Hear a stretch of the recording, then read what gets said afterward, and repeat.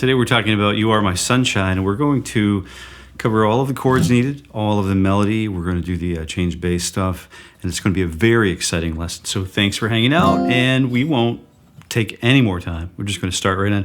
We start with the C chord, as you saw in open position, and we're basically working with the strum pattern that is boom, chicka, chicka, chicka, boom, chaka, laga, laga. Just a really kind of basic pattern, but it takes a little bit of time to get it to feel sort of natural, like we own it. So we're just going to start with that today, just hanging out on the C chord and boom, chaka, daga, daga, boom. We're plucking the bass note, dropping that little bomb, and boom, chaka. And then we're going to kind of stir up the soup here in the top 3 or 4 strings, D, G, and B strings, maybe the high E string.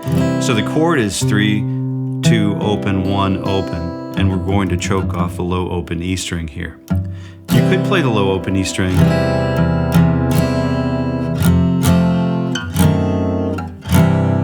but it sounds like a little something. Alberta, Alberta. Sounds like something a little different, right? So we have this really nice C bass note, chakalaka laka, and then moving up to the F, which is 3, 2, 1, 1 on the top 4 strings, and then back to the C. We alternate back up to the F, and then we move down to the relative minor in the key of C, which is A minor, and then back to C, G, and then back to C again. Now we start with the melody. Let's take a quick look at the melody.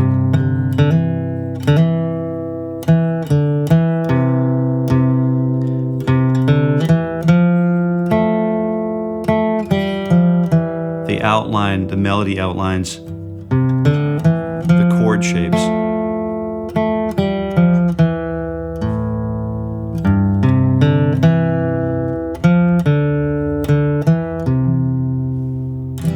So we're going to start with 1, 2, 3, 4, 1, 2, 3, 4, 1, 3, 4, 2, 3, 4, 1, 2,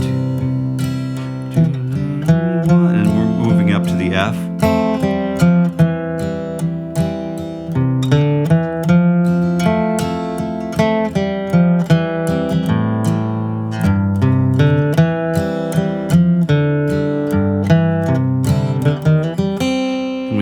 Cool little bluegrass run at the end. Cool little lick at the end. So it's open D, finger 1 on fret 1, hammer on to fret 2 on the D string, and then open D string, G string upstroke, and then B string downstroke. Down, up, hammer, up, down. That's a really great little sort of money shot right here. This is a wonderful lick to know. So we have this really cool approach to C, and then we just basically remove that second finger. This is a little bit of a simplified approach, but we're playing the C chord with the G note and the bass.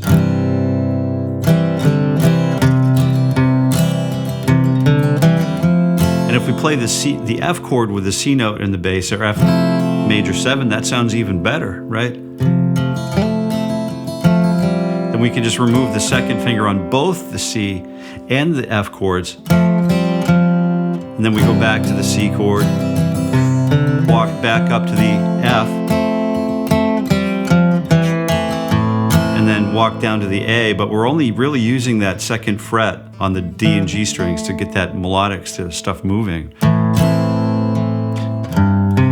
Then we're back to the C with the G and the bass for the walk, the lead into the melody.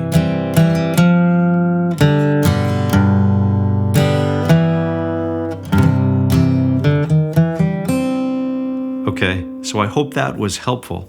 If you wanted to stick around, I'm going to talk a little bit more about expanding this song into a different place.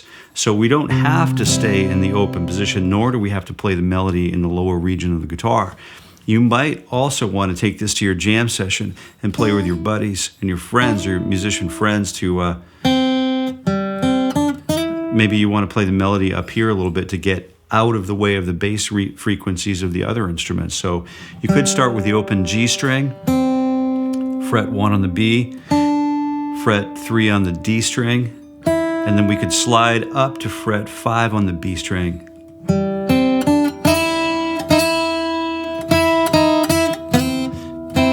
So we have that really cool presentation of dissonance. We can use that open high E string against that fretted E note on the B string and create this really nice lower neighbor tone, but introduce dissonance right there just for that brief moment.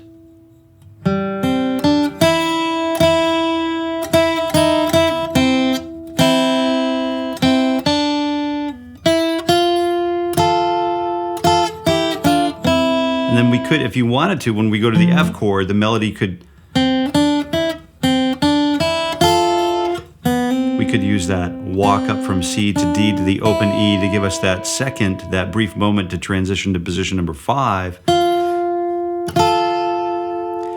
And then we have that 6th fret and the 5th fret. And then we can use that third, those thirds, those diatonic thirds to slide down to the melody in the open position once again.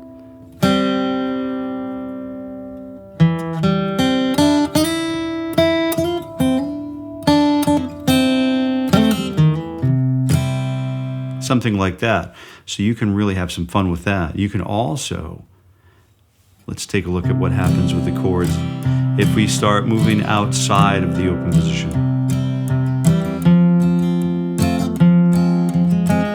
You can also use F or 4 minor.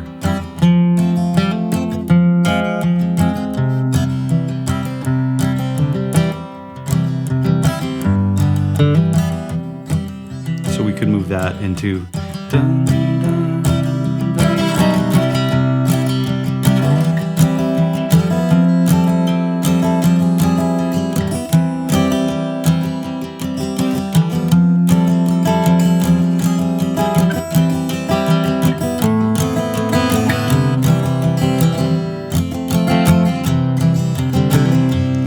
We could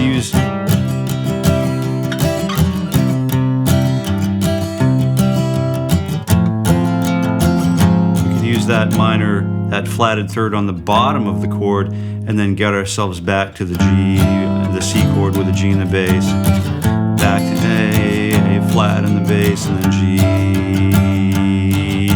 And we could use that G in the underneath the A minor 7, or underneath the A minor chord, creating an A minor 7. Da, da, da.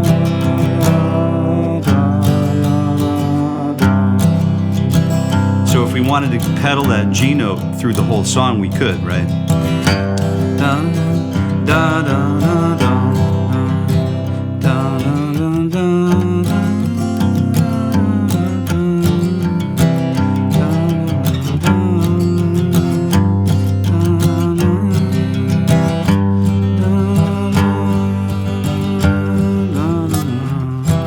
and why would we do that? We would create a different approach and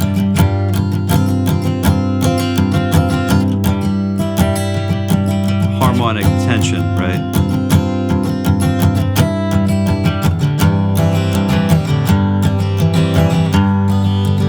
That way when we let it go in the next chorus,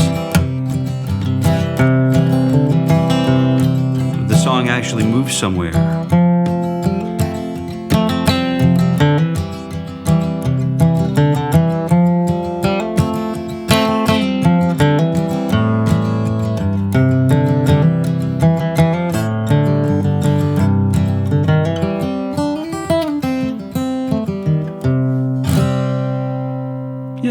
And so I think that's a pretty good start for today. And hopefully you have a chance to explore this song in greater detail and research it for yourself. Take it to some new places. Have some fun with it. It's a beautiful song, and I'm so glad that you hang out today. And I hope you have a happy day and happy picking. And until next time, yeah, I guess I already said it. Happy picking.